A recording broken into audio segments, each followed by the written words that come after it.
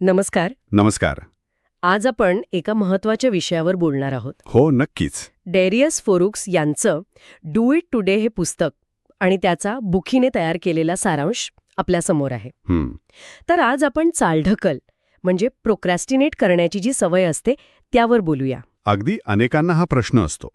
ही सवय कशी मोडायची आणि आपली प्रोडक्टिव्हिटी म्हणजे कार्यक्षमता ती कशी वाढवायची यावर फोरुक्स काय म्हणतात ते बघूया. हो, कारण त्यांनी यात त्यांचे स्वतःचे अनुभव आणि काही प्रॅक्टिकल टिप्स दिले आहेत. बरोबर. हा सारांश आपल्याला तेच सांगतो. चालढकल करण्याची सवय आपल्या कामावर परिणाम करतेच, पण आपल्या एकूण आनंदावर पण त्याचा परिणाम होतो, नाही का? खरंय.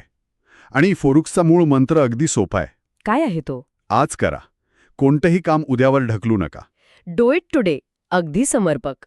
चला तर मग यावर सविस्तर बोलूया. फोरुक्स म्हणतात की ही चालढकल म्हणजे दुसरं काही नाही, तर आपल्या आतच, आपल्या मनात सुरू असलेली एक लढाई आहे. हो, म्हणजे आपलं मन आपल्याला टाळायला लावतं. बरोबर. ज्या गोष्टी लक्ष विचलित करतात किंवा ज्या गोष्टी आपल्याला अस्वस्थ करतात, कंटाळवाण्या वाटतात. त्या टाळण्याची आपली एक नैसर्गिक इच्छा असते. हो. त्यांनी त्यांच्या पुस्तकात स्वतःच्या आयुष्यातलं उदाहरण पण दिलंय. अच्छा. कसं ते एका ईमेलमुळे निराश झाले होते, पण त्या निराशेत न अडकता त्यांनी लगेच हे पुस्तक लिहायला घेतलं. वा. म्हणजे नकारात्मकतेला सकारात्मकतेत बदललं. अगदी. आणि याच संदर्भात मला वाटतं फोरुक्सचा सर्वात महत्त्वाचा मुद्दा येतो. कोणता? जबाबदारीचा. ते अगदी स्पष्टपणे सांगतात की आपल्या चालढकलीचं मूळ बाहेरच्या जगात नसतं. मग कुठे असतं? ते आपल्या मानसिकतेत असतं, आपल्या डोक्यात. हां. आपण आपल्या आयुष्याची, आपल्या निवडींची जबाबदारी स्वीकारली पाहिजे, नाहीतर बदल शक्य नाही. म्हणजे कामात प्रगती होत नसेल तर दुसऱ्यांना किंवा परिस्थितीला दोष देण्यात अर्थ नाही? काहीच नाही. खरी प्रगती तेव्हाच होते जेव्हा आपण ती कठीण, कंटाळवाणी कामं स्वीकारायला शिकतो. हे खूप महत्वाचं आहे. बरं, मग यावर मात कशी करायची? फोरुक्स काही मार्ग सांगतात का? हो, नक्कीच. ते म्हणतात मानसिक कणखरपणा वाढवावा लागतो. आणि काही दैनंदिन सवयी म्हणजे रुटीन्स? अगदी. रोजच्या काही सवयी, रोजनिशी लिहिणं, कामांना प्राधान्य देणं, हे सगळं मदत करतं. पण यातलं एक सूत्र मला फार महत्वाचं वाटलं. ते म्हणतात कामासाठी एक ठरलेली सिस्टम किंवा पद्धत हवी. बरोबर. एक सिस्टम असणं खूप गरजेचं आहे. पण ही सिस्टम म्हणजे नक्की काय? आणि ती इतकी महत्वाची का वाटते त्यांना?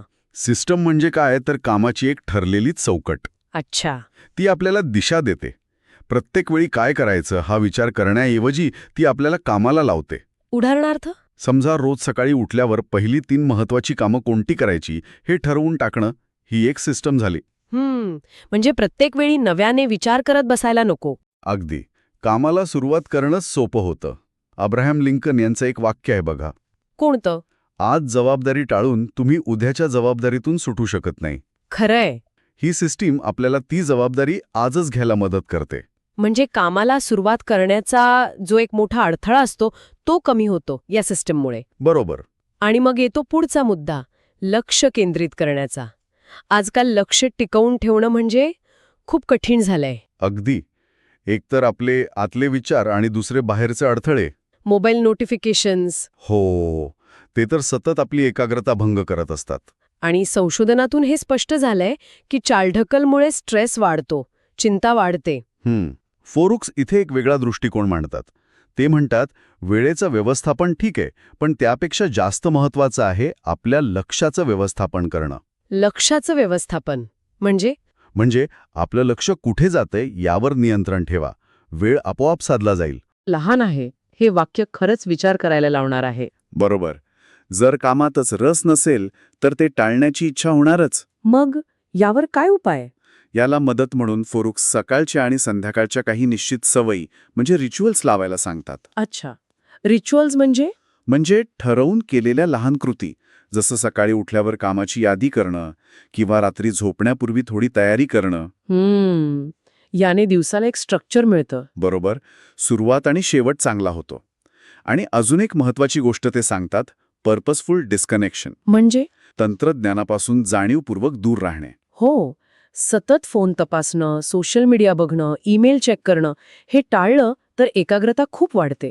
स्मार्टफोन. हो, स्मार्टफोन. आपण विचार करतो त्यापेक्षा कितीतरी जास्त हानिकारक आहेत आपल्या उत्पादकतेसाठी. अगदी.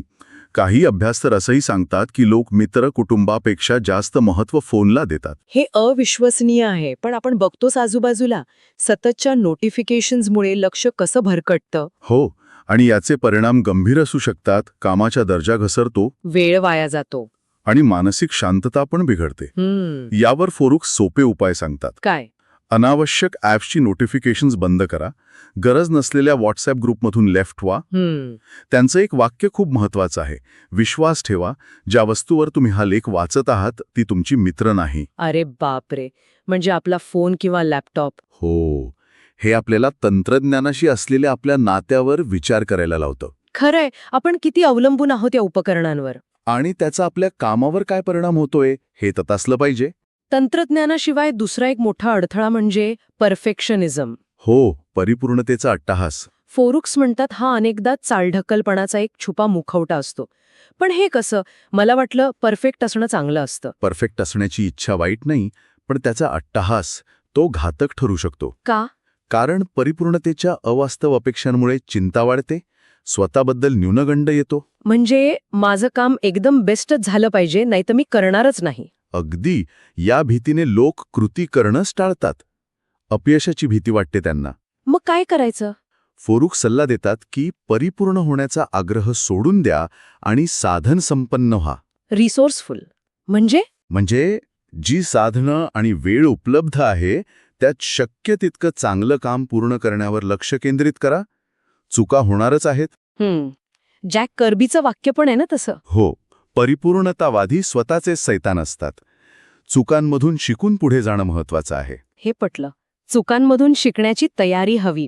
याच पुस्तकात वर्षाला 100 पुस्तकं कशी वाचावी याबद्दल पण काही टिप्स आहेत? हो आहे. 100 पुस्तकं हे ऐकूनच थोडं दडपण येतंय मला. नाही, पण त्यांच्या टिप्स इंटरेस्टिंग आहेत. काय आहेत त्या? त्या म्हणतात, पुस्तकं जास्त प्रमाणात घेऊन ठेवा, नेहमी काहीतरी वाचत रहा. ABR म्हणजे ऑलवेज बी रीडिंग. अच्छा. फक्त आपल्यासाठी उपयुक्त पुस्तकं निवडा. एका वेळी अनेक पुस्तकं वाचायला हरकत नाही. आणि महत्वाचं म्हणजे नोट्स काढा. नोट्स काढणं महत्वाचं आहे ज्ञान टिकवण्यासाठी. बरोबर. त्यांचं म्हणणं आहे, मूर्ख अनुभवातून शिकतात, मी इतरांच्या अनुभवातून शिकणे पसंत करतो. म्हणजे पुस्तकं वाचून. हो, आता 100 पुस्तकं वाचणं प्रत्येकाला जमेल असं नाही, पण त्यामागचं तत्व महत्वाचं आहे. सतत शिकत राहणं आणि ज्ञान टिकवणं. या व्यतिरिक्त उत्पादकता वाढवण्यासाठी आणखी काही गोष्टी फोरुक्स सांगतात. जसं की डेल कार्नेगी यांचा सल्ला, थकण्यापूर्वी विश्रांती घ्या, म्हणजे कामात नियमित छोटे ब्रेक घ्या. हो, हे गरजेचं आहे, नाही तर बर्नआउट होतं. अगदी. मग टाइम ब्लॉकिंग, म्हणजे प्रत्येक कामासाठी कॅलेंडरमध्ये वेळ ठरवून टाकणे. ही पद्धत मी ऐकली आहे, खूप प्रभावी वाटते. हो आहे. नियमित व्यायाम करा, त्याने शारीरिक आणि मानसिक ऊर्जा टिकून राहते. आणि अजून एक गोष्ट जी मला वाटते खूप कठीण आहे करायला. कोणती? अनावश्यक कामांना किंवा विनंत्यांना नाही म्हणायला शिकणं. हो, हे आवश्यक आहे, नाहीतर आपण ओव्हरलोड होतो. आणि फोरुक्स असंही म्हणतात की कधी-कधी कंटाळा येणं सुद्धा चांगलं असतं. हो, कारण तेव्हाच आपलं मन मोकळं होतं आणि नवनवीन कल्पना सुचू शकतात. आता शेवटच्या भागाकडे वळूया. अचीविंग मोर.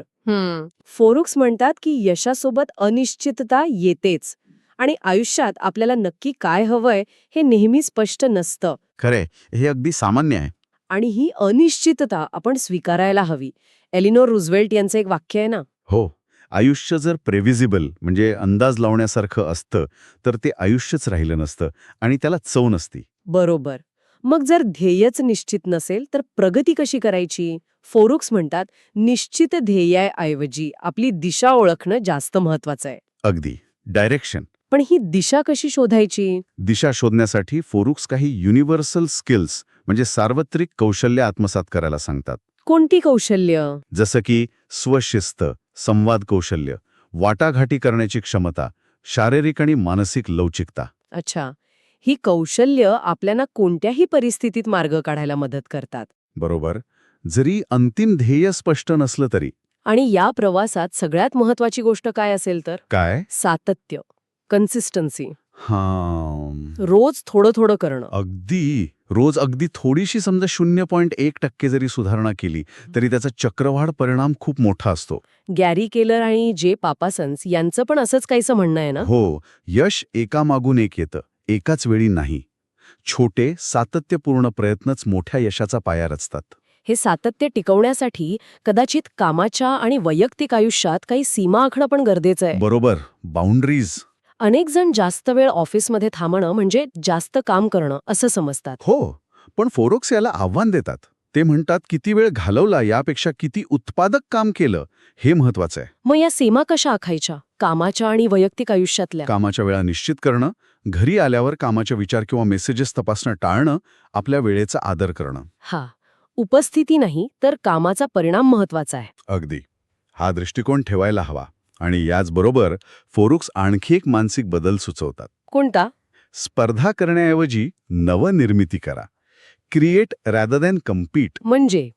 संधीसाठी भांडण्याऐवजी संधी निर्माण करा. हो. संधी मर्यादित आहेत असं मानू नका. आपण त्या निर्माण करू शकतो यावर विश्वास ठेवा. वॅलेस डी वॉटल्स यांचं वाक्य आहे, सांगा. तुम्ही नवनिर्मिती करण्यासाठी आहात, जे आधीच तयार आहे त्यासाठी स्पर्धा करण्यासाठी नाही. वा, छान विचार आहे.